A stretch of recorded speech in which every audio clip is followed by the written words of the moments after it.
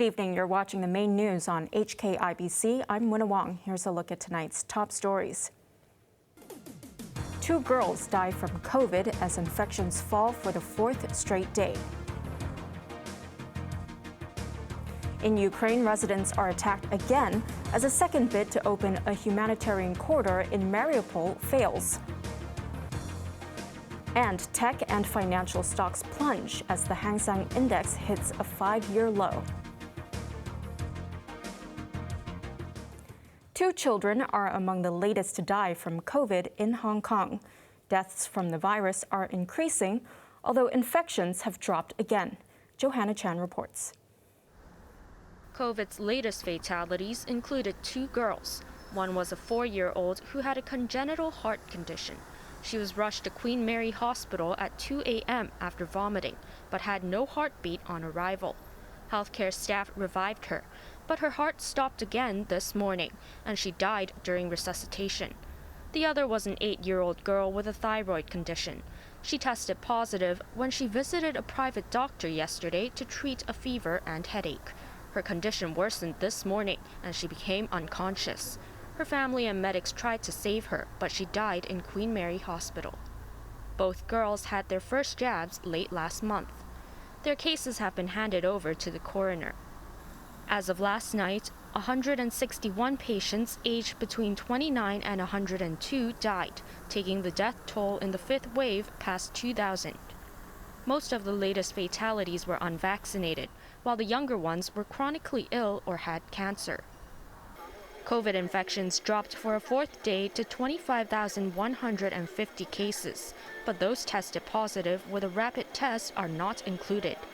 There were 32 imported cases, mostly from Indonesia. Another 18 care homes were affected, with 112 cases, as more private hospitals offered beds. At the moment, there are around 12 beds from Hong Kong Baptist hospitals, and mainly is for rehab patients. And also we have around 20 beds from St. Paul's Hospital, and also CU Medical Center. We also have 24 beds for COVID patients. And for other hospitals, we are still liaising for further collaborations. Over 450 patients were identified for transfer to the private sector. Johanna Chan, HKIBC. An online platform for people who test positive through rapid antigen tests was launched this evening, giving a more comprehensive update on the COVID situation. So there will be 2 channels. One is from our regular channels that we receive the reportings, either from the PCR tests or the new RAT platform. We receive information from the applicants or publics to let us know if there are any difficulties who stay at home. People who test positive through rapid antigen tests are urged to report the results to the platform within 2 days. They also have to provide details of family members who live with them, their symptoms, and living environment. The Fire Services Department, meanwhile, received more than 4,000 requests after enabling those with mild symptoms to contact for admission to community isolation facilities. The department can be reached via email, WeChat, and WhatsApp. Vice Premier Han Zheng says the Hong Kong government should shield the vulnerable from COVID and make better use of makeshift hospitals. He added that the government should be decisive and learn from its mistakes. Chloe Feng reports. Vice Premier Han Zheng said the SAR government should take the responsibility to protect the young and old and reduce COVID deaths.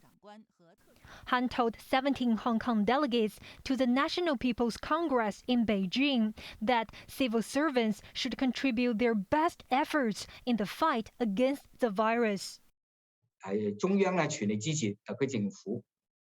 Delegation spokesman Chan Yong said the vice premier, who is in charge of Hong Kong affairs, focused on anti-epidemic work. Han urged the SAR government to learn from its mistakes and take decisive measures, adding that unity and confidence will help the city overcome obstacles. He hoped that Hong Kong would make the best use of makeshift hospitals after receiving information that the facilities mainly house patients with mild symptoms. Chen said the vice premier reiterated that a doctor's duty is to save lives and hoped that reports of private hospitals refusing to take COVID patients were fake news. The meeting heard that Beijing scrapped a plan to resume cross-border travel in early January after COVID cases surged in Hong Kong. The vice premier also touched on better planning to solve the city's housing problem. Han earlier met Hong Kong members of the advisory Chinese People's Political Consultative Conference. Some deputies expressed the hope that schools will implement more education on patriotism. Chloe Fong, HKIBC. Hong Kong's beleaguered retail sector is looking ahead to next month, when more than 6 million people will receive the first half of their $10,000 electronic consumption voucher. The money will go to adult permanent residents or new immigrants who have stayed in the city for at least one day in the last 2 years. Maisie Mock reports.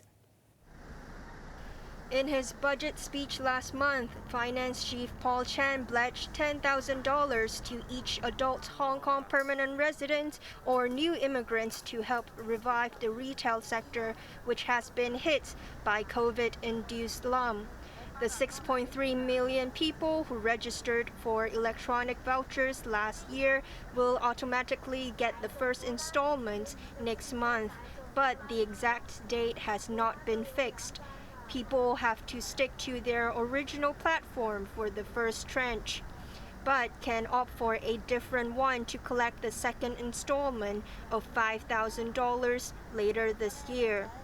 Those who chose Alipay HK, Tap and Go, and WeChat Pay HK will get $5,000 in April, but those using Octopus will receive $4,000, with the remaining $1,000 coming after they spend that amount.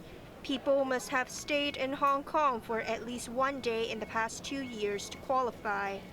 So what we are trying to make sure that people receiving the vouchers are those who really stay in Hong Kong, so we impose the residing in Hong Kong requirement. And also, we need to bear in mind that for consumption vouchers, they need to be spent in Hong Kong for the local merchants. Those who are applying for the consumption vouchers for the first time will get their $10,000 in the second phase of the scheme. The handouts will cost the government at least $66 billion, but the spurts in spending could boost the economy by up to 2%. Maisie Mock, HKIBC. A 39-year-old COVID patient has escaped from Queen Mary Hospital. The man was admitted to the accident and emergency unit with mental health problems, but was found to be positive and put into isolation. However, he left the ward just before noon. Security guards tried to stop him, but he jumped into a taxi and got away. Locally transmitted COVID cases on the mainland have hit a 2-year high. The National Health Commission recorded 214 infections yesterday. Guangdong had the most with 69, followed by Jilin with 54. 46 cases were reported in Shandong, where on Saturday, 88 Omicron infections were detected, mainly among students in Qingdao. There were also 113 imported infections, taking Sunday's tally to 327. Overseas now, residents in the Ukrainian city of Mariupol have been attacked again as the authorities tried to open a humanitarian corridor for the second time. President Volodymyr Zelensky vowed not to forgive Russia for invading his country. Civilians were seen walking on the street in the background of this video when suddenly a Russian mortar shell hits.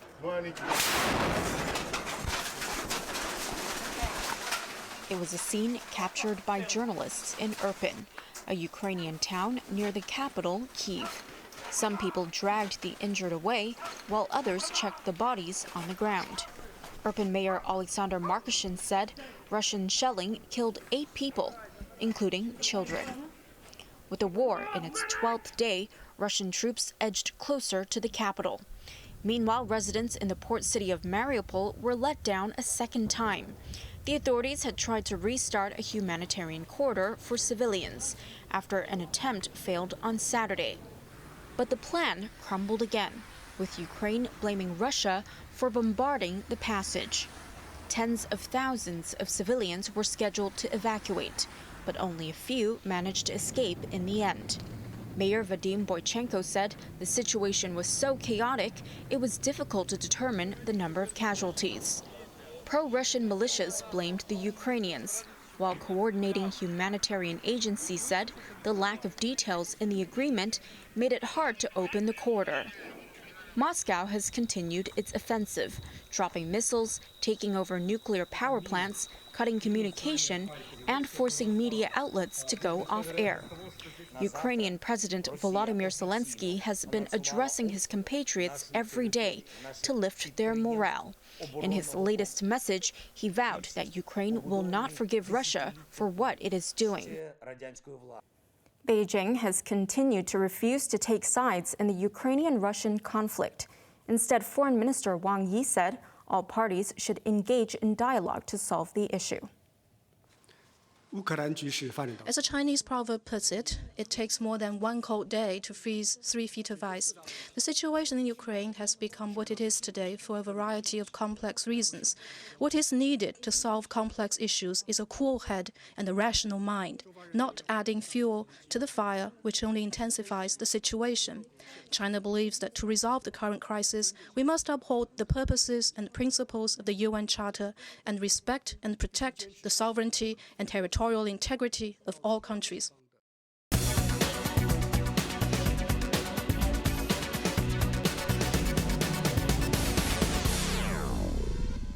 The Hang Seng Index plunged to a 5-year low today amid fears of a global economic collapse if the war in Ukraine escalates.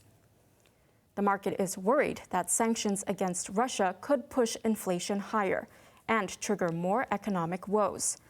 Financial stocks were among the hardest hit, with Standard Chartered dropping 7.3%, while HSBC lost 7%.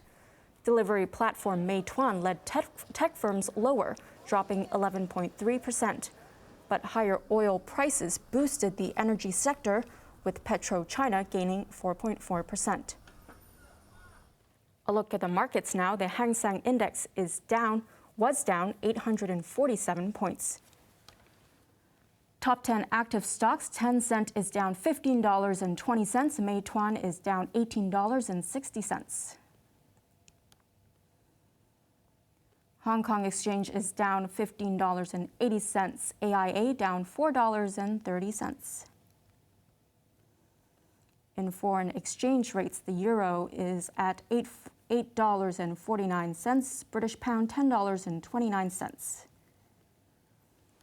In foreign markets, the UK FTSE is down almost 50 points. The price of oil has jumped to a 13-year high as the United States and its allies debated whether to ban energy imports from Russia. Brent crude soared 18% to nearly $140 a barrel before easing to under $130. American crude was around $124. The U.S. wants to punish Russia for invading Ukraine, but rising oil prices are hitting people across the globe who have to pay more for electricity and fuel. On to the weather now. It will be fine and dry and rather cool tomorrow. Temperatures will range between 14 and 23 degrees. Expect more fine weather over the next few days. Now let's take a look at the weather around the world.